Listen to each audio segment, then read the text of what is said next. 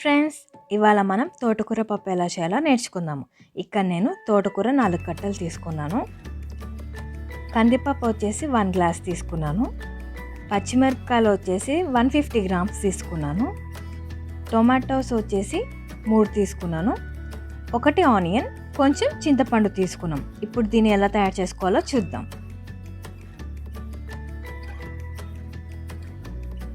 నేను ఇక్కడ కందిపప్పుని 3 times wash చేసుకున్నానండి.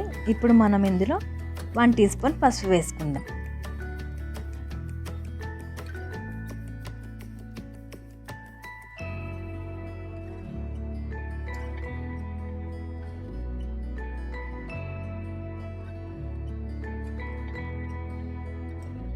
నేను ఇక గ్రీన్ చిల్లీస్ని పీసెస్ చేసి యాడ్ చేసుకున్నానండి. అండ్ ఇప్పుడు మనం ఆనియన్ పీసెస్ కూడా వేసుకుంటున్నాము. ఫాస్ట్గా కుక్ అవుతాయి అన్నమాట. టొమాటో ముక్కలు కూడా యాడ్ చేసుకుంటున్నాను. ముక్కలు వేసుకున్నాం కదా. ఇప్పుడు మనం 1 గ్లాస్కి 2 గ్లాసెస్ ఆఫ్ వాటర్ వేసుకుంటున్నాం. మనం తోటకూరను కూడా యాడ్ చేసుకుందాం. తోటకూరను యాడ్ చేశాక మనం ఇప్పుడు చింతపండును కూడా యాడ్ చేసుకుందాం. చింతపండు కూడా యాడ్ చేసుకున్నాక మనం లిడ్ పెట్టి క్లోజ్ చేసుకుందాం. క్లోజ్ చేసేసి ఇప్పుడు స్టవ్ ఆన్ చేసుకొని కుక్కర్ పెట్టేసుకుందాం.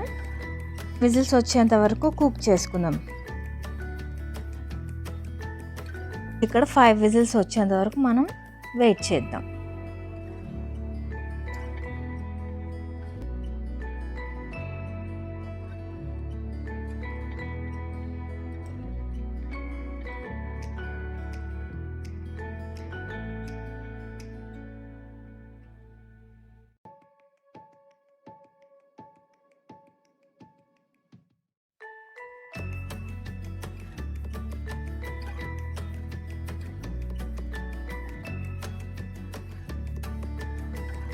ప్రెషర్ పోయాక లిడ్ ఓపెన్ చేసుకుందాం. ఒక గిన్నెలోకి తీసుకుందాం. పప్పుకు తగ్గట్టు ఉప్పు వేసుకొని దీన్ని ఇప్పుడు మ్యాష్ చేసుకుందాం. ఇప్పుడు మనం మ్యాష్ చేసుకుంటున్నాం.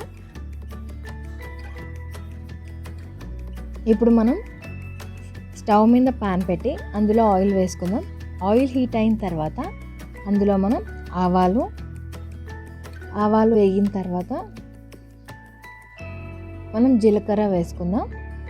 జీలకర్ర కూడా వేగిన తర్వాత ఇప్పుడు ఇందులో మనం వెల్లుల్లి వేసుకుందాం.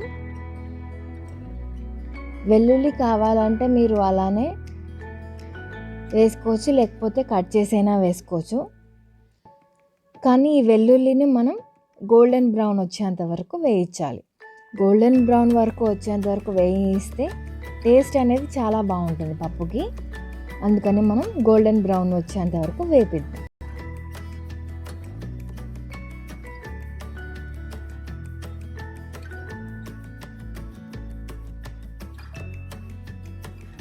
ఇప్పుడు మనం ఇందులో ఎండుమిరపకాయని ముక్కలుగా తుంచి వేసుకుందాం. ఇవి కూడా కొంచెం ఫ్రై అవ్వనిద్దాం.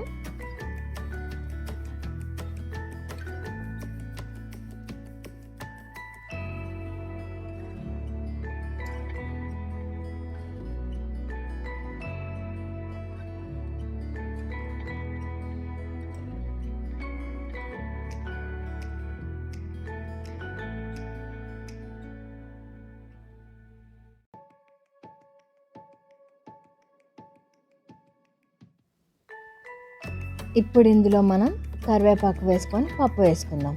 తర్వాతలో పప్పును వేస్తున్నాం. అంతే అండి, చాలా సింపుల్గా తోటకూర పప్పు ఎలా చేయాలో అర్థమైంది కదా.